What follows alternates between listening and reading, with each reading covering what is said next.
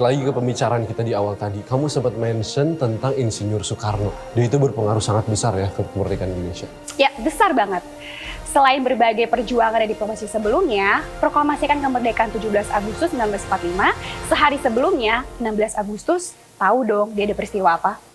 Peristiwa Soekarno dan Hatta diculik ke Rengas Dengklok. Mungkin teman-teman dan juga pemirsa MD belum ada yang tahu nih, peristiwa apa sih, penculikan seperti apa, dan kenapa ke Rengas Dengklok? Oh, kalau gitu kita saksikan bareng-bareng.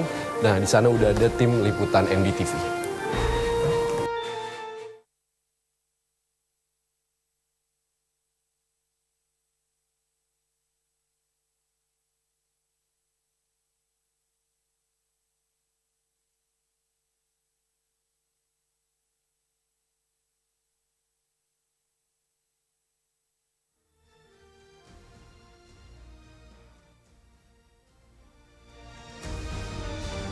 Pasca tersebar informasi menyerahnya Jepang atas sekutu, para pemuda bergerak cepat memproklamasikan kemerdekaan Indonesia. Pagi buta 16 Agustus 1945, mereka menculik Soekarno dan Hatta, menjauhkan keduanya dari pengaruh Jepang yang mengulur waktu akan memerdekakan Indonesia. Awalnya duit tunggal proklamator hendak diamankan di Markas Pembela Tanah Air atau Peta Rengas Dengklok. Namun hal itu urung terjadi karena dianggap kurang aman. Para pemuda perlu tempat aman untuk menyembunyikan mereka. Lokasinya harus tersembunyi dan sulit terjangkau oleh Jepang, tapi dekat dengan markas Peta untuk memudahkan koordinasi.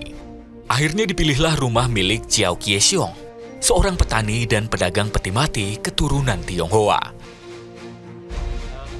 Di rumah berukuran 9 x 16 meter ini, Chiao yang kala itu berusia 65 tahun, tinggal bersama 9 anaknya. Kamar inilah Soekarno, Fatmawati dan juga Guntur Soekarno Putra yang masih berusia belia ini beristirahat ketika harus diamankan. Sementara Bung Hatta ini beristirahat di kamar lainnya dan golongan pemuda atau para penculik ini beristirahat di ruang tamu menggunakan tikar. Faktanya untuk menghindari intervensi Jepang dalam kemerdekaan Indonesia, proklamasi hampir saja dilakukan di Rengas Dengklok. Perbedaan pandangan ini memanaskan suasana. Namun pada akhirnya, di rumah ini, semua pihak sepakat untuk segera mendeklarasikan kemerdekaan.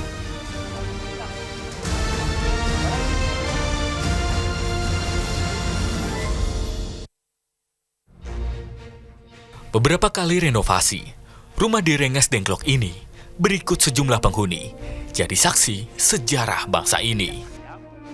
Pak Yanto, ini kan rumahnya bersejarah. Itu Pak, ada cerita atau kenangan yang bisa dibagikan ke generasi masa kini nggak sih Pak soal rumah bersejarah ini? Kenangannya kita kan waktu masih sekolah tuh bingung, kenapa rumah kita ramai aja gitu, orang-orang pada datang. Dia bilang rumah kita dulu pernah datangi oleh Pak Karno dan Pak Hatta yang tujuannya kita rapat di sini. Ya kita sih sama dia jangan sekalian membaca sejarah aja.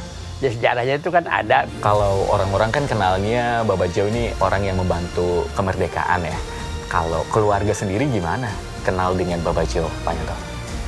Ya bangga juga sih, cuman kalau nggak dia dihargai gitu kan ya. Sampai sekarang tuh orang-orang Dengklok sih, oh ini rumah bersejarah.